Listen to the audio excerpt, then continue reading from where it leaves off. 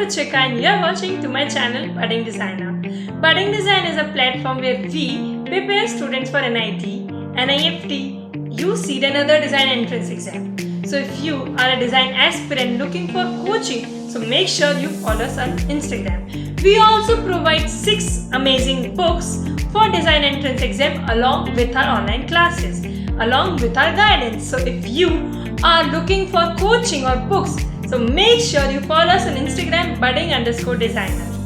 So today's video is very basic, all about pencils, what pencils to use, what are the best brands of the pencils and what are the best grades of the pencils to be used.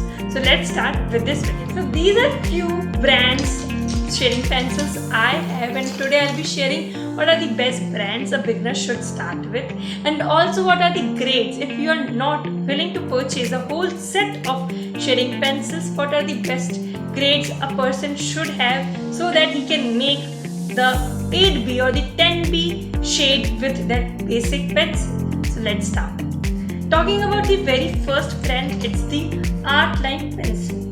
The Artline shading pencils are comparatively less in price and a beginner can afford it.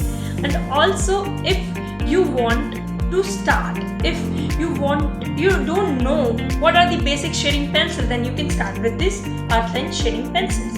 And these shading pencils merge beautifully, so no pencil strokes are visible.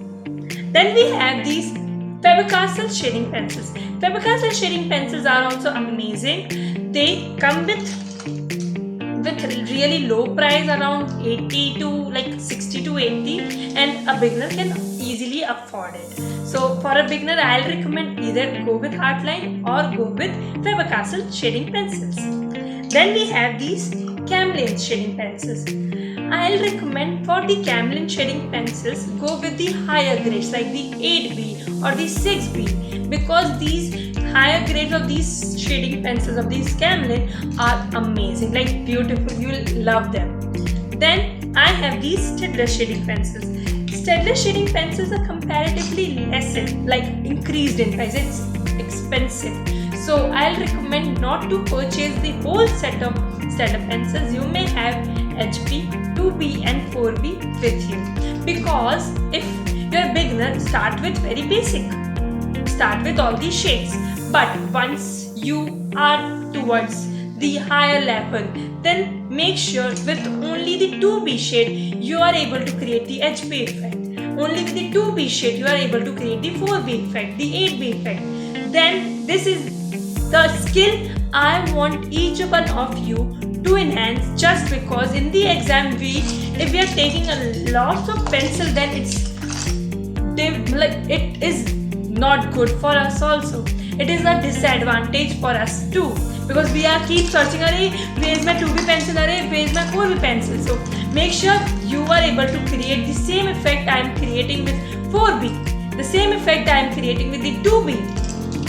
And why HB, 2B and 4B are important? Because for the lightest shade we use the HB pencil, for the middle tone we use the 2B pencil, and for the darkest shade we use the 4B pencil. So these 3 grades are very important if you are to a level you are becoming a pro, and if you want only less pencils to create a greater work. So now I'll be talking about the difference between the HB pencils, the H pencils, the H range pencils basically, and the B range pencils. The HB, H stand for harder and B stand for bold.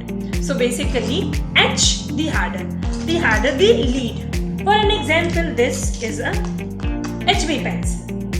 Now when you see the lead of the HB pencil, it is harder comparatively to the B range pencils, and the lead of the B range pencil is softer comparatively to HB pencils, vice versa. So if you have these, I have this 8B pencil and the 2B pencil, you will definitely see the difference between the HP, the 8B and the 2B pencil. The lead is softer and more of black is released. The lead is harder and less of black is released. And comparatively, the HB pencil or the H range pencils, the lead is harder and less lead is released. So if you have to create the lightest work, use the HB pencil. And if you have to create the darkest work, use the 10B or the 6B pencil. So this way we segregate how different pencils to be used. Apart from the pencils, the brands and the grades, the basic necessary items we should have, a beginner should have, are the things such as the knitted eraser, the sandpaper, the thermocol cutter. So I'll be talking. First thing is the knitted eraser. Knitted eraser is important if you are a person who shades the texture first. For an example, you are shading the glass texture. So you shade the glass texture. Then for the white purpose, you rub the strokes. Then these knitted eraser are useful for you. Then we have the sandpaper. Sandpaper is used to finish the wood portion or sharpen the leaf of the pencil.